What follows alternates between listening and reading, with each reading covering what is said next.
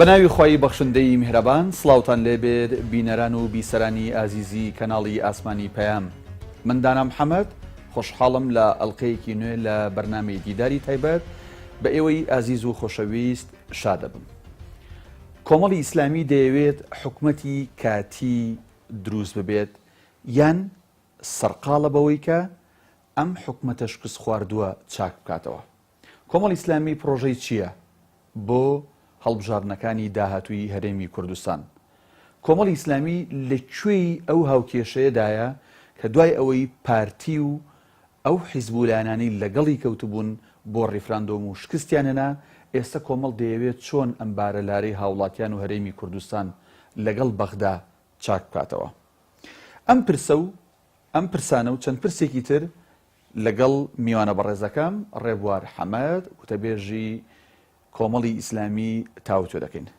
مامۆستا ڕێبوار سڵاوی خوات لەبێت. زۆر سپاس کاکدانا. خۆشحاڵین لەم دیدارە تایبەتەدا کاتە بەیان بەخشی. بەلەوە دەست پێ بکەم دوای ڕیفراندۆم، دوایەوەی کە پارتی و ئەو حیزبانی کە ڕەگەڵی کەوتبوون بۆ مەسەلەی ڕیفراندۆم شکستیان هێنا، خەڵک و با بڵێن لایەنە سیاسیەکانی دیکەش بە جۆرە لە جۆرەکان چاوەڕێی بەرەیەکی دیکە بوون کە خۆی لە کۆمەڵی ئیسلامی و گۆڕانە ئابینیەوە کە ئەم بارەلارەی بەسەر ئەم هەرێمی کوردستانەیە هاتووە هەوڵ بدەن ڕاستی بکەنەوە. بەڵام ئەوەی چاودێران دەڵێن ئێوە لە بەیاننامە دەرنەچوون و هیچ کردارێکتان بە فعلی لەسەر ساحەی سیاسی هەرێمی کوردستان نەبینرا، تەنها هەر خەریکی بەیاننامە دەرکردنن. بۆ بەلای خۆی گەورە و میهرەبان زۆر سپاس کاکدانا، سپاس بۆ جەنابەتەوە، سڵاو لە بینەرانی کەناڵی ئاسمانی پەیام. بێلەوە دەست پێ بکەین، ینی حەقیقەت ئێمە لە دوای ڕووداوەکانی دوای 25 نۆ بزات دوای ڕیفراندۆم خۆتەزانی بارودۆخێکی نوێ لە هەرێمی کوردستان دەستی پێکرد پێش 16 ئۆکتۆبەری شواتە پێشەوەی ناوچە جێناکۆکەکان لەلایەن حکوومەتی ناوەند جارێکیکە کۆنتترۆل بکرێنەوە و لە ژێر دەستی پێشمەرگاوە کە بەشێک بوو بوونیانی بچوونە ژێر کۆنتترۆلی حکوومەتی هەرێمی کوردستان لە پێش 25 نۆ. پێش ئەو ڕووداوانش هەر لە دوای 25 مانگ بە دیاریکراوی بە جۆرە لە جۆرەکان کۆمەلگای نێودەوڵەتی و وڵاتانی ئیقلیمی پشتیان لە هەرێمی کوردستان کرد و هەرێمی کوردستان بەرەو جۆرێک لە دابڕان و پراوێزخران لە ناوچەکە ڕۆشت. خۆی ئەمە ئەگەر ئێمە پێشتر قسەمان لەسەرەوە کردێت کە ئەمەی لە ڕابردوو لە ناوخۆی هەرێمی کوردستان بەرەنجامی حکومڕانێتی خراپی دەسەڵاتدارانی هەرێم بوو بێ بە دیاریکراوی ئەوەی دواییش بەرەنجامی نەخوێندنەوەی واقعی سیاسی ناوچەکە بوو و نەتواندرا دروست خوێندنەوەی سیاسی بۆ ناوچەکەەوە بۆ هەڵوێستی وڵاتانی ناوچەکەەوە بۆ بەغداوە بۆ کۆمەلگای نێودەوڵەتی بکەن. ئێمە ینی دوای ئەو ڕووداوانە خۆتەزانی پێشتر ئێمە هەموو هەوڵەکانمان چڕ کردەوە تا ڕیفراندۆم نەکرێ. لەوەشدا ئێمە ڕازگۆیانە قسەی خۆمانمان کرد و زۆر بەڕوونی وتمان ڕیفراندۆم لە سێ ڕووەوە هەلومەرجی نییە. یەک لە ناوخۆی هەرێمی کوردستان زەمینەی ناوخۆیی نییە و یەک ریزی نییە و ئەو لێکدابڕانە سیاسی کە هەیە زەرەر ئەگەێنێ. ئەمە ینی ئەوان پێیان وا بوو کە ئێمە بەسمانەوەی تەنها کە ئێمە لە دەرەوەی پرۆسەکەین ئێتر هەر ئەمە خۆی ینی ئەمانزانی هەتا و هێزانش کە بەیەکەوە بڕیاری ڕیفراندۆمیاندا بوو ئەوانیش خۆیان یەک ریز نەبوون، ئەوانیش خۆیان یەک دەنگ نەبوون. ڕووداوەکانی تەمان 16 ئۆکتۆبەر ئەوەی بە تەواوی دەرخست و ئەو حەقیقەتەی بەرجەستە کرد لە هەرێمی کوردستان. ئەوە جگە لەوەی کە زەمینەی ئیقلیمیش نەبوو کە وڵاتانی ناوچەکە بە جۆرێک خۆیان ڕێکخستەوە کە پێچەوانەی بەرژەوەندیەکانی هەرێمی کوردستان هەنگاویان ناوە ڕەنگە نەیارە کۆنەکان بەرەنجامی سیاسەتی ناواقعی حکومڕانانی هەرێمی کوردستان نەیارانی ناوچەکە هەڵوێستە سیاسیەکانی خۆیان و بەرژەوەندیەکانیان کۆیان کردنەوە جارێکیکە ڕۆژگارە کۆنەکانمان بیرکەوتەوە کە وڵاتانەی کە کوردیان بەسەردا دابەشکراوە جارێکی کە کۆبوونەوە ئەو جۆرە لە ڕێککەوتن و ئیتیفاقیان کرد و بەرەنجام کەیشمان بینی ئەویش چی کەوتۆتە سەر ئێمە. ینی پرسیارەکەی جەنابەت ئەوە بوو ئێمە حەقیقەت بەڵێ ئێمە زوو درکمان بەو ڕاستیە کرد، بەڵام ئەوە ئێمە نین کە یعنی نەمانتوانیوە تەجاوزی بەیان نامە بکەین یا تەجاوزی ڕاگەاندنی هەڵوێست بکەین. کاکدانا ڕێگای گۆڕانکاری لە هەرێمی کوردستان دیاری کراوە. ئێمە سیستەمی سیاسی لە هەرێمی کوردستان دیاری کراوە بەداخەوە، ینی ئەمەی لە هەرێمی کوردستان هەیە. من پێم خۆشە لێرە ینی هەموو ئەو هێزانەی کە لە ناو پەرلەمانی کوردستانن، ئێمە بەڵێ لەگەڵ بزوتنەوەی گۆڕان و لەگەڵ برادرانی هاوپەیمانی داوای حکوومەتی کاتیمان کرد و بەیان نامان دەرکرد و پێشمان وابوو ئەگەر دەست بەجێ گۆڕانکاری لە هەرێمی کوردستان ڕوویدا باوە، حکوومەتێکی کاتی پێکات بە و گۆڕانکاری لە پرۆسی سیاسی کرابە، بە دڵنیاییەوە ئێستا مفاوەزات لەگەڵ بەغدا دەستی پێ کرد و هەموو ڕۆژێ ئێمە ئاوا حکوومەتی هەرێمی کوردستانمان لە باری تەنازولیدا نەئەبینی کە ڕۆژانە لێدوانەدا و ئێمە ئامادەی گفتوگوینەوە بەغدا جواب ناداتەوە. کورد بە جۆرێکی لێهاتووە کە ئەنی خۆتە زانی ئێستا بەغدا ئامادەنی گفتوگۆ لەگەڵ هەرێمی کوردستان بکە و هەرێمی کوردستان لەلایەک لە زۆرینەی بوارەکاندا خاڵی لاوازی ئەوەندە زۆرە کە کارتێکی فشاری نییە کە بەرامبەر حکوومەتی ناوەند بەکاری بێنێ، ئەوە جگەلەوەی دۆستەکانیشی لەدەستداوە. ئەو هێزانەی کە لە پەرلەمانی کوردستان و ئەو هێزانەی تر ینی ئەوانن هەستیان بە بەرپرسیارەتی نەکرد. من پێم سەیرە یارمەتی بۆ نەتان کرد بە کردار لەسەر ساحەی سیاسی هەرێم. بۆ نمونە هەنگاوەکانی ئێوە چی بوون؟ با من قسەکەی پێشووترم تەواو بکەم. ئەمە چۆن ئەکرێ بە کردار ئەبوو ئەو هێزانە هەست بە بەرپرسیارەتی بکەن و ئەو هێزانە ئەبووای ئەو هێزانە لەگەڵ ئەو دوو هێزەی تر بێنە پێشەوە بڕیار بدەن لە پەرلەمانی کوردستان. خۆتە زانی ڕێگای هەڵوەشاندنەوەی حکوومەت دیارە و ئەبوو حکوومەتی هەرێمی کوردستان یا لە پەرلەمانی کوردستان متمانەی لێولەوە ئێمە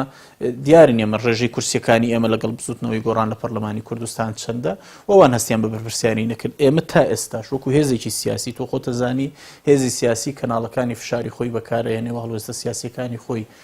ئەخاتە ڕوو. ئێمە تا لە لەحزەیەش کەناڵە فشارەکانی ئێوە چی؟ ئێمە گفتوگۆمان زۆر کردووە. ئێمە لە ئێمە جارە تەبەق ئەمریکایی با من عرضت کەم ئێمە لەگەڵ وەکو کۆمەڵی ئیسلامی تەبەن هەنگاوی یەکەم تەمەن بیرۆکەی ئەم پرۆژێ خۆتە زانی لە بینی ئێمە بزوتنەوەی گۆڕان بۆ دواتر لەگەڵ برادرانی هاوپەیمانەتی گفتوگۆمان کرد. ئێمە ئەم سێ لایەنە بەیەکەوە کە بیرۆکەمان لە بەیاننامەیەکدا خستۆتە ڕوو بە تەئکید هەر لایەنە و لە ئاستی خۆی لەگەڵ قۆنسوڵ و سەفارات و ئەو لایەنانەی کە بیندراون بە تاکید باس لە ضرورەتی ئەوە کراوە کە پێویستە حکوومەتە بێتە کاتی ئەوە جگەلەوەی کە ئێمە لەگەڵ دیدارەکانیشمان لەگەڵ سەرۆکی حکوومەتی هەرێمی کوردستان ئەو کاتەی بە ڕزما و سالی باپیر بینیوتی باسیەوە کردووە کە ئەم دۆخە پێویستی بە تەغییری ڕیشەیە و ئەمە بە پینە و پەڕۆ چارەسەر ناکرێن. بارودۆخی ئێستا لە هەرێمی کوردستانێ پێویستە تەغییرێکی جزری لە هەرێمی کوردستان ببێ و ئێمە تا ئێستا شەوڵەکانی مەتمان بۆ معلوماتت بەردەوامە. ئێمە ئێستاش چاوەڕێی ئەوەین کە ئەو گفتوگۆیانەی کە بەڵێ خاوە ئەو گفتوگویانەی کە هەیە منیش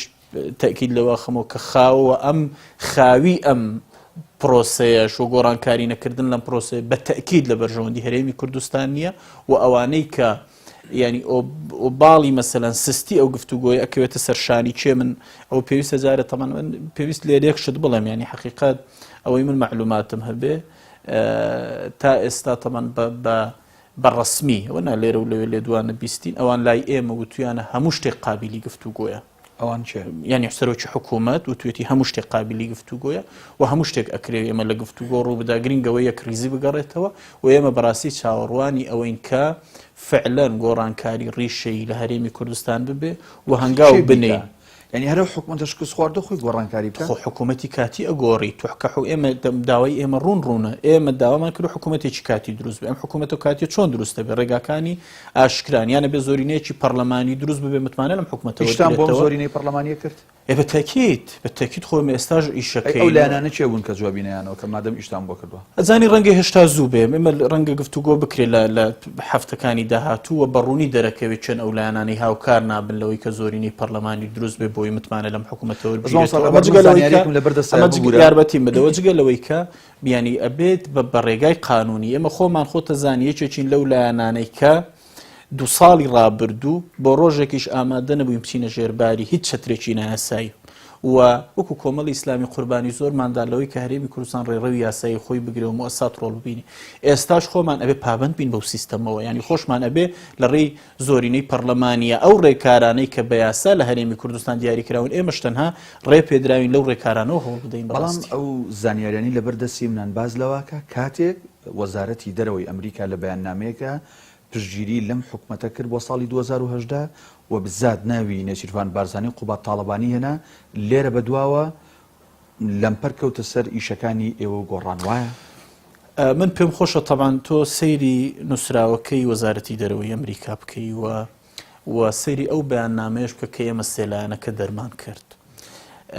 بە دیاریکراوی طبعاً وەزارەتی دەرەوەی ئەمریکا ئەم حکوومەتەی وەکو حکوومەتێکی ئینتیقالی ناساندووە و تۆ قۆناغێکی ڕاگوزەر یەک و ئەرچی خستۆتە سەر هێز لایەنە سیاسیەکان کە پشتیوانیم حکوومەتە بکەن ئەوان داوایان لە لایەنە سیاسیەکان کردووە لە بەڵامبەردا ئەم حکوومەتە بێت چی بکە ئەم حکوومەتە چۆن پشتیوانی لایەنە سیاسیەکان بەدەستێنێ خۆی پرسیاری جددی ئەوەیە ئەوان ئێستا ئەو دوو بەڕێزەی کە جەنابەت ناوتێنان کە سەرۆک و جێگیری سەرۆکی حکوومەتن ئەوان پێویستە پشتیوانی هێزە سیاسیەکان بەدەست بێنن خۆ ڕێگای بەدەستێنانی پشتیوانی هێزە سیاسیەکان دیارە کە ئەبێت بەشی ئەوە تەغیر و گۆڕانکاریەکی ڕیشەی بکەن کە ئەم هێزانە پشتیوانیان بن ئەمە یەک دوو هەر ئەو بەیاننامەیە ئەرچی ئەم حکوومەتەی دیاری کردووە بۆ گفتوگۆ لەگەڵ بەغدا و بۆ ئامادەکاری بۆ هەڵبژاردنێکی نەزیه و پێشوەخت و خۆتە زانی ئێمە سێ ئەرکمان دیاری کردووە خۆمان لە حکوومەتە کاتێکە وتومانە ئێمە حکوومەتێکی کاتیمانەوێ کە سێ وەزیفەی هەبێ لەم قۆناغەدا یەک ئیدارەی گفتوگۆیەکی سەرکەوتوو بکە بە مەرجعیەتێکی یاسایی لەگەڵ بەغدا و ئامادەکاری بکە بتەمەن ئەوە جگە لەوەی کە هەمی یەکەمی دووەم ئەوە بێ کە مەسەلەی مەعیشەت و گوزەرانی خەڵک لە بەرچاو بگرێەوە سێم ئامادەکاری بۆ هەڵبژاردنێکی نەزیه و پاش وهەمان ئەم مەطلبە ئەساسیانە لەم نووسراوی وەزارەتی دەرەوەی ئەمریکا هەیە بۆیە من پێم وایە بەعکسەوە ئەبوایە ئەو بڵین ڕاگەیاندراوەی وەزارەتی دەرەوەی ئەمریکا حکوومەتی هەرێمی کوردستان باش لەوە تێگەیشت بە کە پێویستی بە هەنگاوی خێراتر بوو لەو ڕۆوە لە پرسیارەکەەوە بوو وەڵامەکەم دەست نەکەوتوتم ئەوە نەبووە لەمپەر لە بەرەوەی ئێستا ئێوە هەو ئەبینرێ ئێوە سارد بوونەتەوە ینی لە حکوومەتی کاتی و ڕزگاری نیشتیمانی جارە سەرتاوتە ڕزگاری نیشتیمانی دوای وازانم کۆمەڵ ینی لە ئەدەبیاتی کۆمەڵەوە حکوومەتی کاتی با بڵێن سەرچاوی گرکە با حکوومەتی کاتی بێ بۆ لەمە ساربوونەتەوە ئایا ئەو سێ ئەرکەی داواتان کردبوو بۆ ئەو حکوومەتە کاتیە ئەم حکوومەتی ئێستا نابێت تاکید بەم حکوومەتە ناکرێت ئەم حکوومەتی کە ئێستا هەیە کە حکوومەتی هەرێمی کوردستانە کاردانە یەک درێژکراوی سیستەمێکی حکوومڕانی ئەوەیە کە فعلەن ئەم سیستەمە حکوومڕانیە گەندەڵیەکی قوڵ لە دامەزراوەکانی هەیە و خۆتە زانی تەمەنە و گەندەڵیە لە فەرمانبەرەکانی و مەسەلەن خۆتە زانی لە ڕێژەی فەرمانبەرەکانی لە شێوازی حکوومڕانی گەندەڵیەکی قوڵ لەم حکوومەتە هەیە ئەم حکوومەتە لە ڕووی داراییەوە ئەوەی ناوی نابوو سیاسەتی ئابووری سەربەخۆ بەمر بەزگەیشتووە کە دروست ئەکرێ بڵین فەشەلی هێناوە لەو ڕۆوە و ئەم حکوومەتە ینی بەشێکە لەو سیستەمەی کە لە 2 ساڵی ڕابردا ڕۆڵی هەبووە لەوەی کە پەرلەمانی کوردستانیان پەک خستووە و ئەم حکوومەتە خۆتە زانی تەمەنیەکێ لە هێزە ئەساسیەکان کە بەشدار بووە تێیدا تا ئێستا لە حکوومەتەکە نییە و بە جۆرە لە جۆرەکان لە حکوومەتە دەرکراون حکوومەتی کێشەکانی ڕوون و ئاشکران کەواتەم حکوومەتە شکست خواردووە بەتەکید باش ئەو پرسیاری کە هەمیشە ڕوبەڕووی ئێوە گۆڕانە بێتەوە ئەبێ لێرە ناچارم و پرسیارە بکەمەوە ئەم حکوومەتە بەو پێناسەی ئێستا تۆ کردت بەو شکست خواردی تۆ باست کرد مبڕی چی تا ئێستا ئێوە پرسیارێکە کرد بەدەوام تەمەن لە خلالی ئەم ساڵ و پێنج زیاتر لە ساڵ و نیوەی هەیە 200 ڕوبەڕووی کۆمەڵی ئیسلامی بۆتەوە من لە زیاتی کۆمەڵ قساکەم تەبەنەوە بۆچی ینی کۆمەڵی ئیسلامی لەم حکوومەتە ماوەتەوە کاکدانە هەرێمی کوردستان تەبەن ئێمە بەڕاستی هەردوو بژاردەکە بەنسبەت ئێمەوە بۆی من ڕاشکاو بم ینی ئێمە ڕەنگە بەمانەوەمان لەم حکوومەتە خۆمان وەکو کۆمەڵ زەرەرمان کردبێت وەکو کۆمەڵی ئیسلامی زەرەرمان کرد با من بۆت باسەکەم لەو پرسیارەوە کە لانی کەم ڕوبەڕووی ئەو پرسیارە نابووینەوە کە بە ئاسانی لەم حکوومەتە هاتی پێت وایە پرسیارێکی جددیە با من یارمەتی ئەوەنە پێت وایە ئەم پرسیارەت جددیەکە بەڵێ هاوڵاتی مافی خۆیەتی نەک هاوڵاتی حتا ئەندامانی کۆمەڵی ئیسلامی کادرانی کۆمەڵی ئیسلامیش مافی ئەوەیان هەیە کە فعلەن بڵێن ئەم کۆمەڵی ئیسلامی کە ڕخنەی زۆری لە حکوومەتێ بۆ لە حکوومەت ناکشێتەوە من ئێستا ئەگەر یارمەتیم بدەیت ئەم پرسە تەبەن ئاوە لەسەری بوەستم مانەوەی ئێمە لە حکوومەت و بەشداری ئێمە لە حکوومەت خۆی بۆچی بوو ئێمە هێزێکی ئۆپۆزیسیۆن بووین نەبێ بگەڕێمەوە و ئێمە کۆمەڵ لە پاکێجەکانی ئۆپۆزیسیۆن کە ئێستاش ئەو پاکێجانەی کە لە قۆناغی ئۆپۆزیسیۆن بوون ئێمە سێلایەن ئامادەمان کرد ئێستاش ئەم حکوومەتە تەبەنیان بکە تەجاوزی زۆرە لە کێشەکانەکە و ئەمە دروست خوێندنەوەی واقعی سیاسی ئەم سێ هێزە بوو لەو قۆناغەوەکو سێ هێزی ئۆپۆزیسیۆن بۆ سیستەمی حکومڕانی ئێمە لانی کەم و کۆمەڵی ئیسلامی بەو نیەتە بەشداری ئەم حکوومەتەمان کرد و پێمان وا بۆ ئەم حکوومەتە ڕێگای شەراکەتی ڕاستەقینە لە حکومڕانی بگرێتە بەر و هەنگاوەکانی لە پێناوی ڕیشە چێشکردنی گەندەڵی و دەست پێکردنی چاکسازیەکی ڕیشەیی و ئەو گرێ ئەساسیانەی لە سیستەمی حکومڕانی لە هەرێمی کوردستاندا هەن بکرێنەوە بەداخەوە حکومڕانی لە هەرێمی کوتەمەنە و ئەو چێبەرچێ سیاسیانەی کە لە هەرێمی کوردستان بەرەنجامی چی بەرەنجامی ئەوەی کە ئێمە وەکو کۆمەڵی ئیسلامی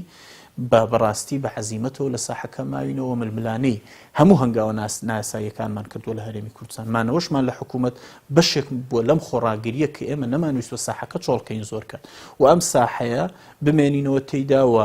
من ئەتوانم دوسێ بەڵگە بێنەوە بۆیە لەم وەکو کۆمەڵی ئیسلامی ئێمە ڕەنگە وەکو حیزب زەرەرمان کردبێ بەڵام مانەوەمان لەم حکوومەتە لە پێناوی چی بووە یەک ئەو سێکتەرانەی تێیدا بووین کادرانی کۆمەڵ و قیادەکانی کۆمەڵ لەسەر ئاستی وەزارە پێمان وایە سەرکەوتون توانیویانە لەو سێکتەرانی خۆیان خزمەت بکەن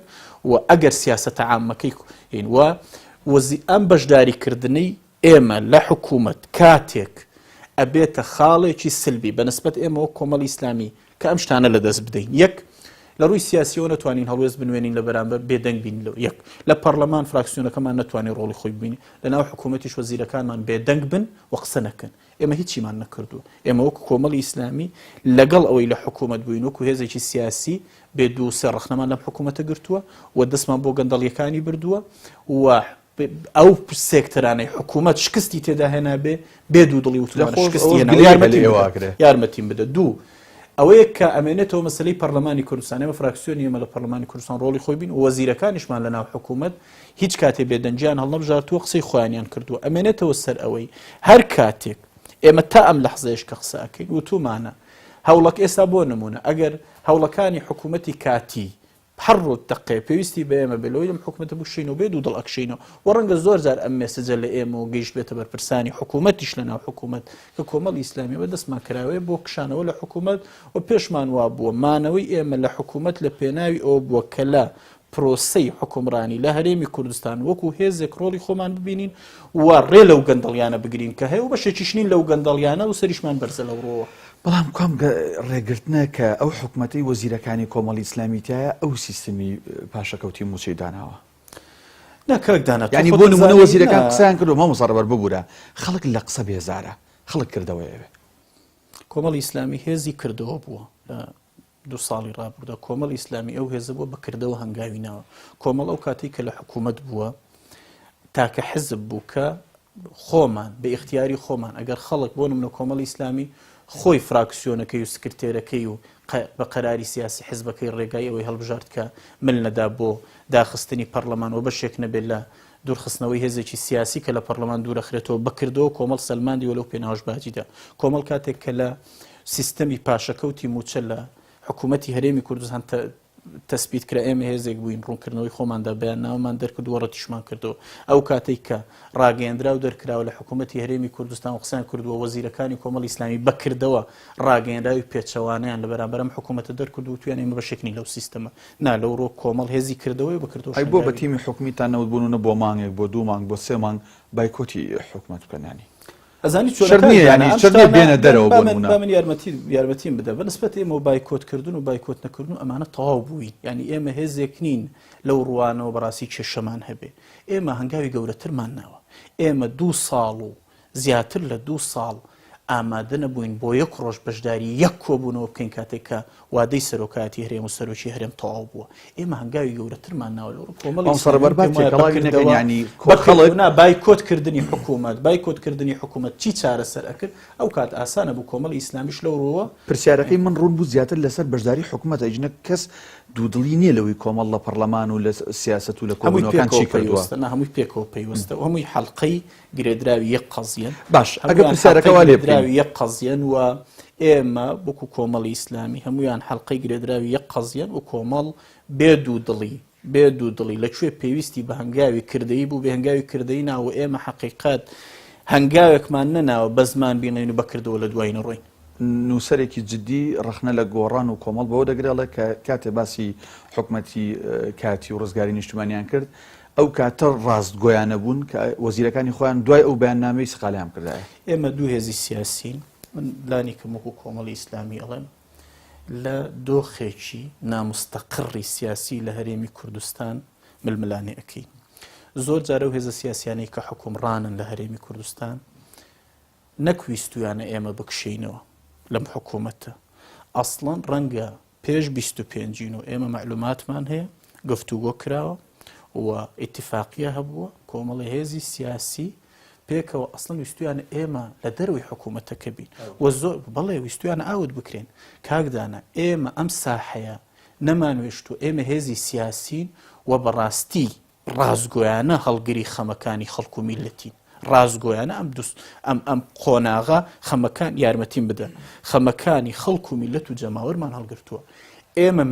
مەیدانەکەمان چۆڵ نەکردووە مەیدان چۆڵکردن بە نسبەت ئێمەوە کەمترین ئەرچی خستۆتە سەرشانی ئێمە حەزەکەم ئەوە بزانی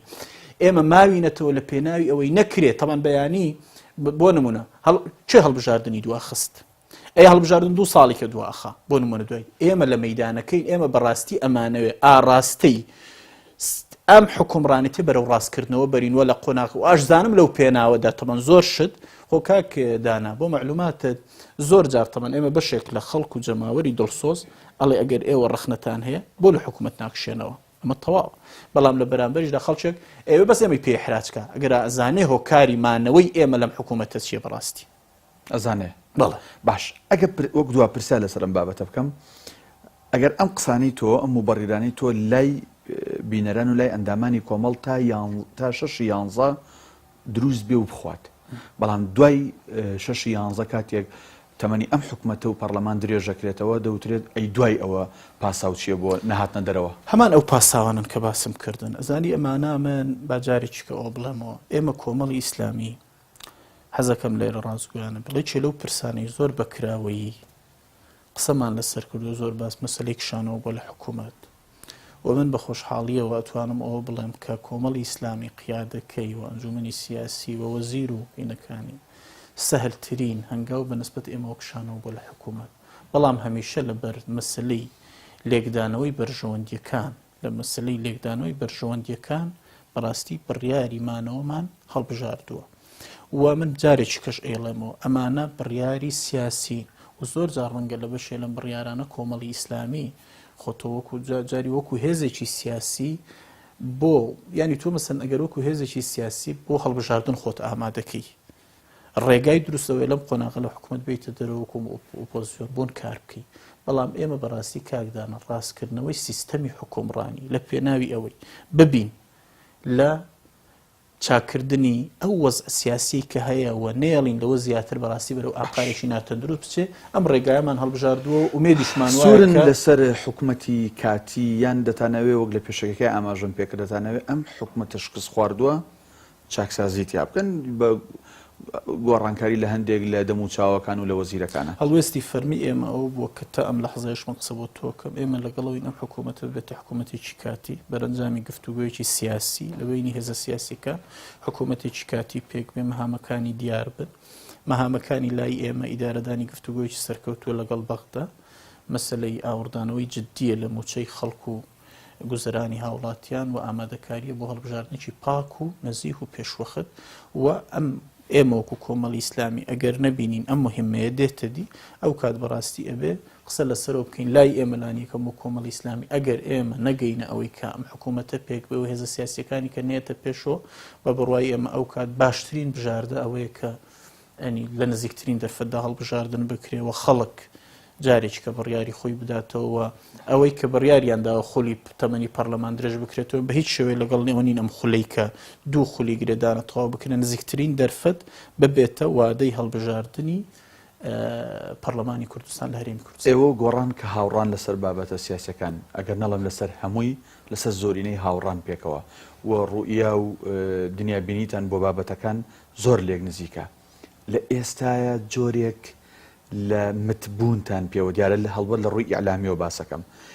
فعلەن ئێوە متبوون و وەستاون ئێوە چاوەڕێی حەدەسەکانن یان ئێوە و گۆڕان ئێستا خەریکی ئیشن بەڵام ئەتانەوێ بەرئەنجامەکەی بۆ خەڵک ئاشکرا بکەن جارێ ئێمە تەبانەوەی کە باست کرد بزەپێت ئێمە لە زۆرێک لە تێڕوانینمان بۆ سیستەمی حکومڕانی و بۆ چاکردنی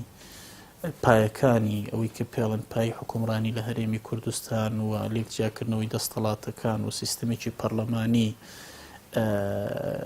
کە دەستەڵاتی تەشریعی ڕۆڵی خۆی ببینێەوە، دەستەڵاتی تەنفیزی ڕۆڵی خۆی بینەوە، دەستەڵاتی قەزایی دەوری خۆی بینەوە، مەسەلەی موسسات لە هەرێمی کوردستان بچێتە سەر ڕێڕەوی خۆی. ئەمانە خاڵی کۆکەرەوەی ئێمە لەگەڵ بزوتنەوەی گۆڕان و ڕوئیای مشتەرەکمان هەیە. ئێمە بەداخەوە ینی خۆ ڕەنگە زۆر جار تەمۆحمان زۆر لەوە زیاتر بێ، بەڵام توانەکانی ئێمە ئەو توانانەی کە توانەکانی ئێمە ئەوەندەیە، ینی حەقیقەت ئێمە بۆی کە پێمانوانە بێ نەپێمان ملانی کەم و کۆمەڵی ئیسلامی پێمانوانی هەموو شتێکمان کردووە، بەڵام پێمان وایە دۆخی هەرێمی کوردستان بە جۆرێکە بە تایبەت ئەم دوو هێزە حکومڕانی کە لە هەرێمی کوردستان هەیە بەداخەوە تا ئێرە گوێ ناگرن و ئامادەنین بەتایبەت لە کاتی شکستەکانیشدان بە شکستدانێن و نانێن و ینی ئەوەی کە پێڵێن مەسەلەن لە ئێستا ئێمە لانی کەم لە دوای 26 ساڵ لە حکومڕانی بە جۆرە لە جۆرەکان ببن بەس گەشت و ئەم سیستەمی حکومڕانی ئێستا لە هەرێمی کوردستان هەیە، بەس تۆ بە جددی نابینی ئەمانەیانی ئامادەیان تێدامێ ڕاجعەیەکی جددی بکەنەوە بەشێ لە هەڵەکانی خۆیان ڕاستکەنەوە. ئێمە لەگەڵ هەرێمی کوردستان بەڕاستی دەستەویەخەی لەم جۆرە لە حکومڕانی و ئەوەی ڕێگای مەدەنیە، ئەوەی ڕێگای ینی ڕێگا پێدراوە لە ڕووی سیاسیەوە لە چوارچەوەی سیستەمی سیاسی ئێمە ئەو ڕێگایانە تاقیەکەینەوە و حەقیقەت لەوەش زیاتر ڕەنگە ئێمە ڕێگای کە شکنە بین زۆر جار بە تاکید ئێمە متنین و گفتوگۆ ئەەکەین و ئاگامان لە یەکتریەوە خۆشمان وەکو کۆمەڵی ئیسلامی گفتوگۆ ئەەکەین و ڕەنگە ئێمە زۆر جار لەوەش فراوانتر لەگەڵ نوخبەی ڕۆشنبیر و خەڵکی قەڵەم بەدەست لە هەرێمی کوردستان لە گفتوگۆ داین لەگەڵ چالاکوانانی کۆمەڵی مەدەنی گفتوگۆ ئەەکەین و چۆن بتوانین ینی ئەوەی کە لە بەرژەوەندی خەڵکو و هاوڵاتیان و سیستەمی حکومڕانیە لە هەرێمی کوردستان هەنگاوی بۆ بنین. زۆر باشە، کاتە بە بپرسم لە ئێستا جوڵە سیاسیەکان چین یان بە دیوێکی ترە چارەسەرەکان لای کۆمەڵی ئیسلامی بۆ بەتایبەت بۆ ڕووداوەکانی دوای 16 ئۆکتۆبەر و بۆ موچە و ژیان و قوتی خەڵکی چییە؟ ئێوە ئێستا خەریکی چین؟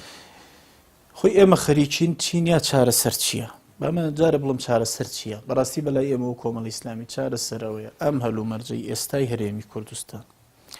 حقیقت بە تێپەڕینی کات چارەسەر نابێت و ئەگەر بڕیار بەدەستانی هەرێمی کوردستان پێیان وابێ بە تێپەڕینی کات بەشێ لەم گرفتانە حەل ئەبێ ئەم گرفتانە قوڵتر ئەبنەوە و قەیرانی دارایی زیاتر تەنگ بە هاوڵاتیان هەڵەچنەی لە هەرێمی کوردستان و زیاتر هاوڵاتیانی هەرێمی کوردستان ماندوو ئەکەوە بێ ئومێدیانەکان و ئەم بارودۆخی ئێستا هەرێمی کوردستان بە جەولەی حکوومەت بەسەر لایەنە سیاسیەکانیش چارەسەر نابێ. ئەمە پێویستی بە ئاوردانەوەیەکی جددی و هەنگاوی جددی هەیە و پینە و پەڕۆ چاری ناکات. چارەسەر لای ئێمە ئەوەیە ئازایانە هێز و لایەنە سەرچەکانی هەرێمی کوردستان ئەم قۆناغە بۆ تەجاوزکەن لەسەر حکوومەتێکی کاتی بچووک کراوە ڕێککەون ئەم حکوومەتە ماوەکەی دیاری کراو بێت و مهمەکانی من وەکو ئەرکەکانی دیاری کراون باسم کرد ئەم حکوومەتە ئامادەکاری بکە بۆ هەڵبژاردن لە یەک کاتدا و دەست بە گفتوگۆش بکە لەگەڵ بەغداوە چاودێران و کۆمەلگای نێودەوڵەتی و ئەوەی کە ببینن کە کورد لە هەرێمی کوردستان لە سیستەمی حکومڕانیەکەی خۆی گۆڕانکاری ڕیشەی دەست پێ کردووە بەوادری مەترسیدار هەیە. تۆ زانی تەوان من وەکو خۆم وەکو هاوڵاتیەکی هەرێمی کوردستان ئەگەر چی ئومێدەواریش نەبم بەڵام زۆر دڵم بەوە خۆشەکە ئەگەر بە بڕیاری عێراقیش بێ 21 لێکۆڵەری نێودەوڵەتی دێن و لێرە لە دۆسیەکانی گەندەڵی لێکۆڵینەوە ئەکەن و ئەو حوتەکانی گەندەڵی لە هەرێمی کوردستان و بەغدا دەرەخەن و ئەوانە بە هاوڵاتیانی هەرێمی کوردستان ئەناسێنن لانی کەم کە دەستیان چۆتە ناو ساروەت و سامانی ئەم میلەتەوە بانقەکانی دەرەوەیان پڕ کردووە لە پارە لە کاتێکدا لە وڵاتی ئێمە موچەنیەوە هاوڵاتی ژیانێکی سەرەتایی نییە. چارەسەری ڕاستەقینە ئەوەیە ئەمانە درک بۆ بکەن و پێویستە لێرە سیستەمی حکومڕانی ڕاز بکرێتەوە ئەو بەڕاستی ئەوەی کە ناوی سیاسەتی سەر بەخۆی ئابوووریە من گومانم لەوە نیە فەشەلی هێناوە بەڵام هیچ گومانێکیشم لەوە نییە کە کار بەدەستانی هەرێمی کوردستان خاوەنی سەرمایەکی گەورەی دارایی لە دەرەوە پێویستە ئەو سەرمایە بهێننەوە و بیدەنەوە خاوەنە ڕاستەقینەکەی کە هاوڵاتیانن لە هەرێمی کوردستان و نازانم تەبەر خۆ دەزانی ڕۆژانە لێرە و لەوێ قسەش لەسەر بلۆککردنی پارەکانیان ئەکرێ لە وڵاتانە من معلوماتی دەقیقم نییە لەو ڕۆ بەڵام ئەوەی کە ماویانە ئەوەی کە هەیەە ئەوەی لە ژێردەستیانە پێویستە بیجێڕنەوە بۆ خاوەنە ڕاستەقینەکەی کە هاوڵاتیە پێش ئەوەی کە تەواو ڕووزەردی لای خەڵک و میلەت و جەماوە بن. من پێم وایە ئەمانە چارەسەری ڕاستەقینن ئازایانە و پاشانیش بەڕاستی هەڵبژاردن بکرێەوە لە هەرێمی کوردستان ئەم هەڵبژاردنەی کە ئەکرێ بکرێتەوە بنەمای سیستەمێکی بکرێت بنەمای حکومڕانیەکی تەندروست بە سیستەمێکی سیاسی کە جێ ئیتیفاق بێ لای لایەنەکان و ئەو قۆناغە بەداخەوەیانی بێمە خەوی پێوە ببینین.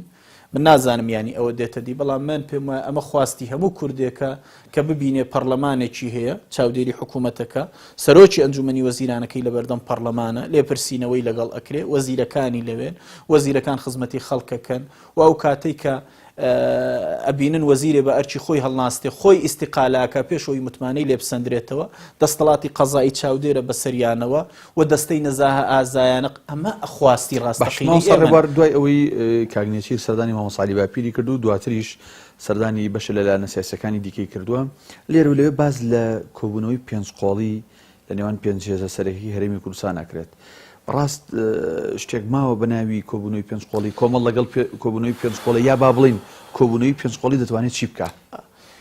جارێ بوو ئەوەی جەنابەت بەڵێ تاکید کاری نوێسیروان لەگەڵ مامۆستا باسی کردووە باسیەوەی کردووە کە لەگەڵەوەی کۆبوونەوەی پێنجقۆڵی بکرێەوەی معلوماتمان هەبێت لە شوێنەکانی کەش لە دیدارەکانی کەش باس کراوە.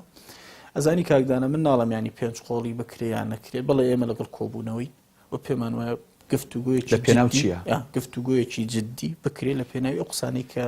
پێشتر کردمان کە بە سەقفێکی دیاریکراوە بۆ کات کوشتن نەبێ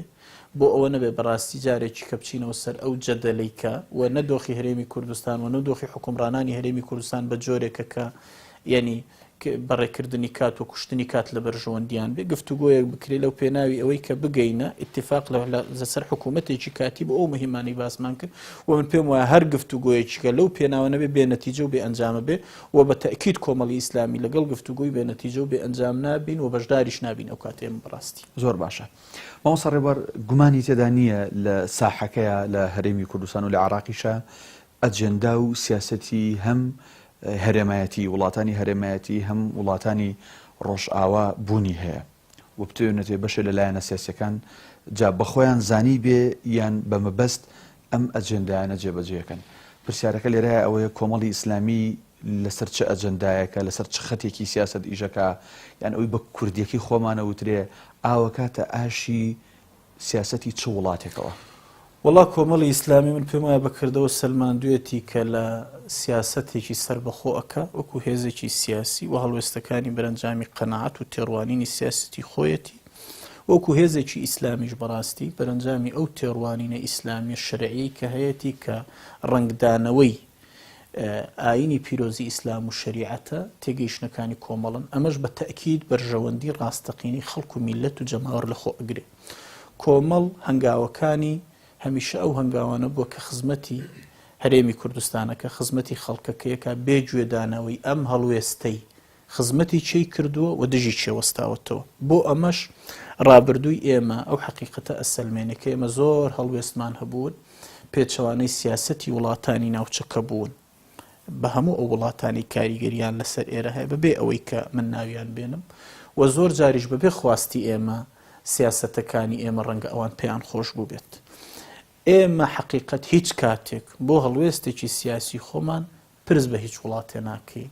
وە گفتوگۆ لەو ڕۆوە کۆمەڵ قەناعەتی خۆی هەڵوێستە سیاسیەکانی خۆی دروست دەکات. کاکدانا ینی بەڕاستی لە هەرێمی کوردستاندا ئەوەی کە ینی دەستی وڵاتانی ئیقلیمی هێناوەتە هەرێمی کوردستان و زۆر جار تەبعاً بەداخەوە ینی خواستی ئەوانی بەسەر خواستی خەڵک و جەماوەر و میلەتدا زاڵ کردو زۆر جار هێزە حکومڕانەکان بوون ئەو هێزانە بوون کە دەسەڵاتدارن لە هەرێمی کوردستان. من ئەم دوو ڕۆژە بەداخەوە تەبەن لێ دوانی یەکێ لە سەرکردەکانی پارتی دیموکراتی کوردستانمان بیست کە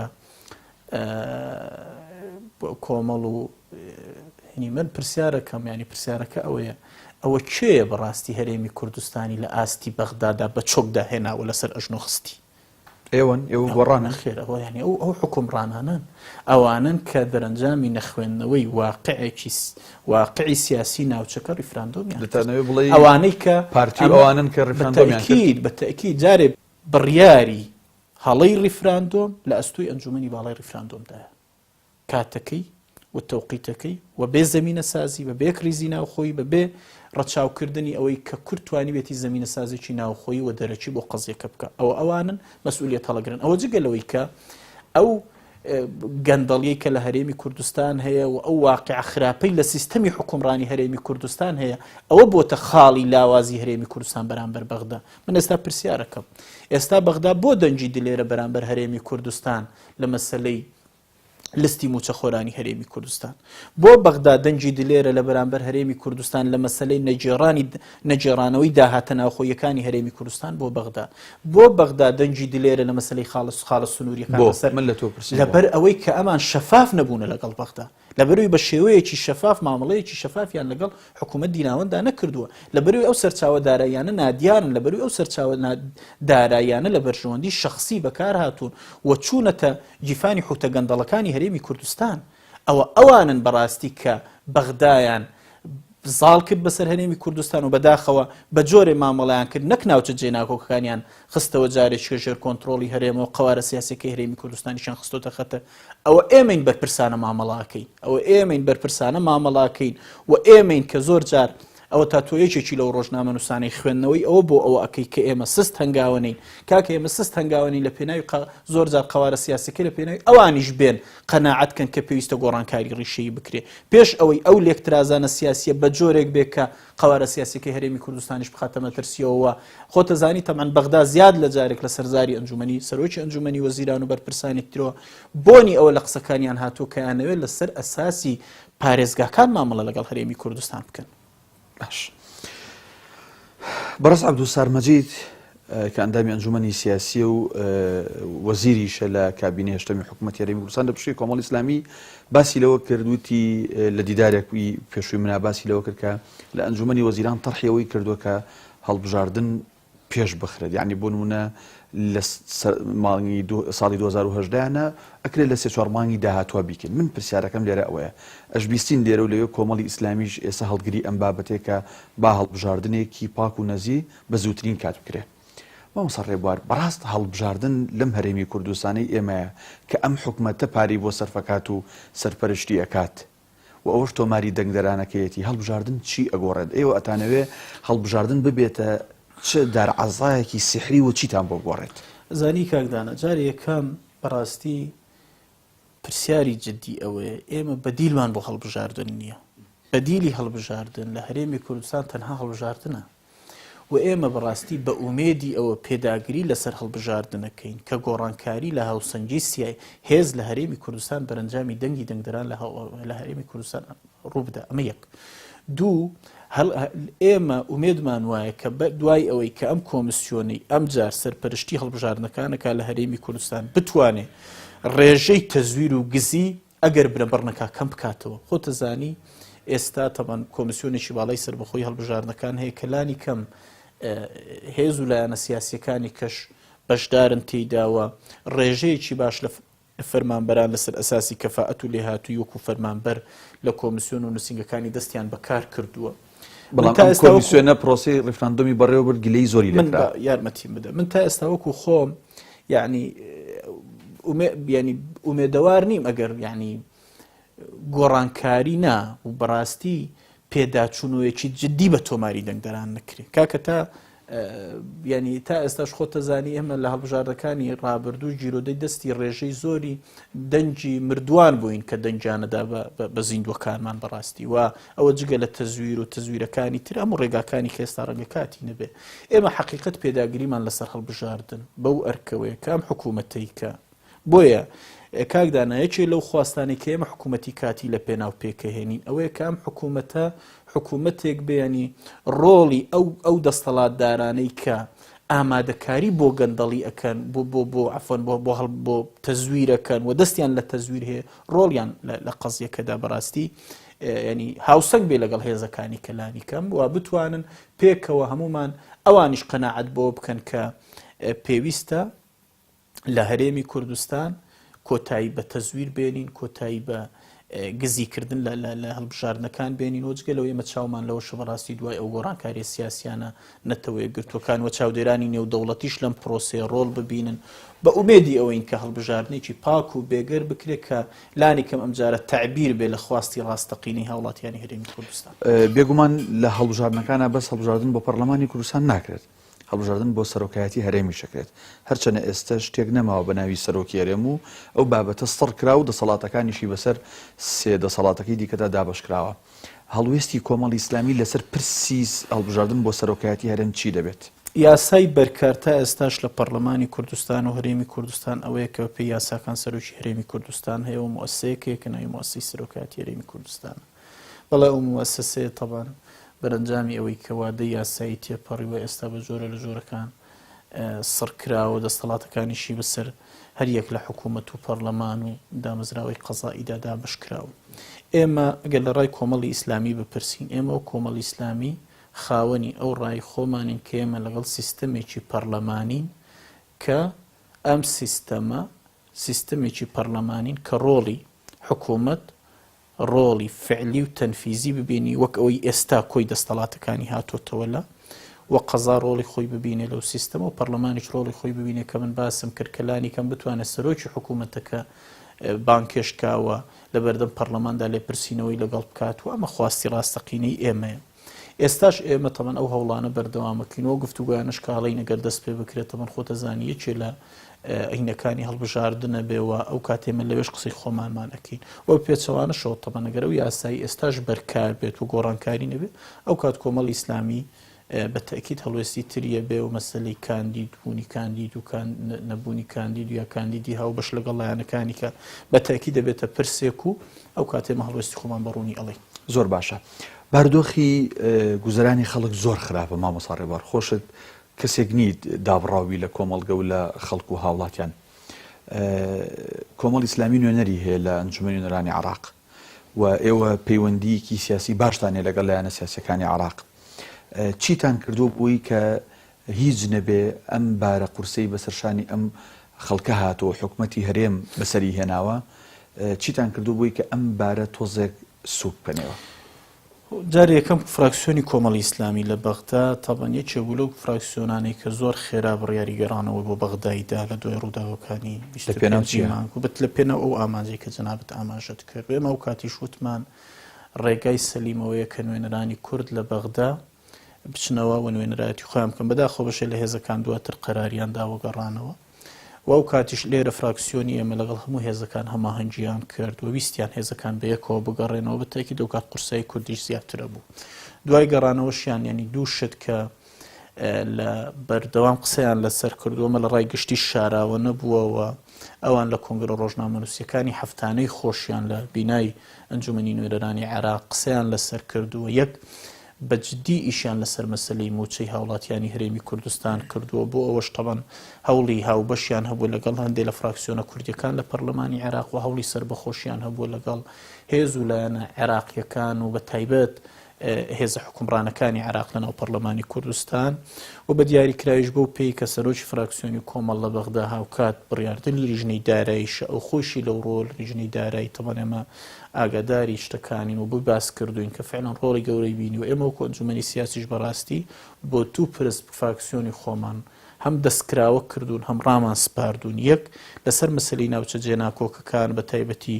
دۆخی خراپی ناوچە جێناکۆکەکان بە گشتی و کەرکووک و دووزیش بە تایبەتی کە خۆتە زانی تا ئێستاش ڕێژەیەکی بەرچاوی هاوڵاتیانی ئەوێ ئاواران و ڕێنادرێ بگەڕێنەوە کە ئەمە بەڕاستی عیبەیەکی گەورەیە بۆ هەم بۆ دەسەڵاتدارانی هەرێمی کوردستان و هەم عیبەیەکی گەورەشە بۆ بەغدا و کاربەدەستانیان کە ینی ئەبێ بپرسینێنی ئەم هاوڵاتیانەی دووز ئاوارەی چێنیانی خۆ ناوچەکانی نەسەر داعش حکمیتیان ناکە بۆ ناگەڕێنەوە بۆ ڕێیان پێنادەن بگەڕێنەوە سەرماڵ و حاڵی خۆیان بۆ ئەوان ئێستا لە باخەکان و لە ژێرخێوەت و لەم سەرمادا ینی شەوانەکەنەوە خۆتەزانی دۆخیان چۆنەوە پەیام خۆی چەند تەقریری هەبووە لەو ڕۆ بەداخەوە ئێمە فراکسیۆنی خۆمان ڕاست پاردووە کە لەو ڕۆڵ ببینن و هەوڵ بدەن و مەسلەی دارایی و موچەش باسم کرد ئەم دوو پرسن کە بەجددی ئیشیان تیا کردووە و بەردەوامیشن بەڕاستی لەسەری و مەسلەی میزانیش خۆتەزانی کە ڕێژەی کورد بۆ لە 12 کەم کراوەتەوە ئەو شوێکی کە لەو پرسانی کە بەجددی فراکسیۆنی ئەمە ئیشی تێداکە لە بەغداوە هەوڵەدەن کە حەقیقەت ئەمە بەم شێوەیە نەڕوات ئەگەر بێنە سەر کۆتاتەوەرە قسەی لێ بکەین بە کورتی ناوخۆی کۆمەڵی ئیسلامی و کۆمەڵی ئیسلامی خۆیەتی کۆمەڵی ئیسلامی ئێستا خەریکی چییە سەرقاڵی چی شوکاری چۆن ئەڕوا بەڕێوە چی ئەکات کۆمەڵی ئیسلامی تەبەن ئێمە خۆتەزانی مؤسساتەکانی کۆمەڵدا بەش بوون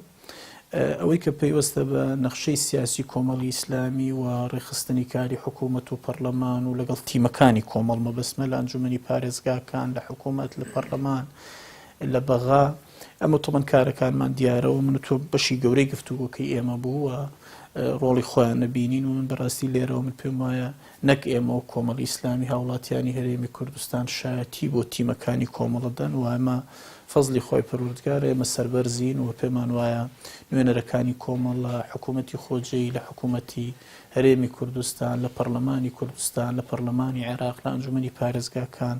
تیمی چالاکن و کۆمەڵی ئیسلامی خۆشی بەڕاستی هێزێکە چاوپۆشی ناکا لە نوێنەرەکانی و هەر کاتێ پێویستی بێ ئەمەش کۆمەڵ ئیجرایاتی خۆیەکە ئەمەشی بەکردەوە سەلماندووە و ئەمێنێتەوە ناوخۆی کۆمەڵی ئیسلامی ئێمە ئۆرگانەکانمان مەڵبەندەکانمان دەستگاکانمان کاری خۆیانەکەن بن پێویستە ئەوەش بەڕاستی لێرە بڵێم ئێمە ماوەیەکی باشی شەبەشێکی باشی کارەکانمان ینی لە دەستگای هەڵبژاردنمان ڕاستپارد و ئامادەکاری ئامادەکاری ناوخۆی ئەکات دەستگای هەڵبژاردننی کۆمەڵی ئیسلامی و ئێمە لیژنەی باڵای هەڵبژاردنمان ماوەیەکی باشە پێک هێناوە و بەڵێ گفتوگۆمان کردووە و دەستگای هەڵبژاردن بە پێی ئەو پرەنسیپانەی پەیڕەوی ناوخۆی کۆمەڵی ئیسلامی بۆی دیاری کردووە کارەکانی خۆی ڕێککە و ئامادەکاریەکە ئەوە جگەلەوەی کە کۆی ئۆرگانەکانی کەشمان کاری خۆیانەکەن و لەگەڵ هاوڵاتیانی هەرێم و کوردستانیش ئێمە دەستگاکانمان ئۆرگانەکانمان لە خەتن و من بەڕاستی پێویستە لێرە ئەوەش بڵێمە زۆرجار مەڵبەندەکانمان ئەنجومەنەکانمان دەستگاکانمان خەمی خەڵک و هاوڵاتیانی هەرێمی کوردستانە هێنە کۆبوونەوەکانی سەرکردایەتی کۆبوونەوەکانی ئەنجومەنی بانگەواز و بەڕێوەبردن و ئەیگەێنن بە ئەنجومەنی سیاسی و ئێمە بە تەکید بەشێکی گەورەی هەڵوێستەکانیشمان لەسەر و بیناکەین. وەک دوا پرسیار لە تەوەرەی کۆمەڵی ئیسلامیە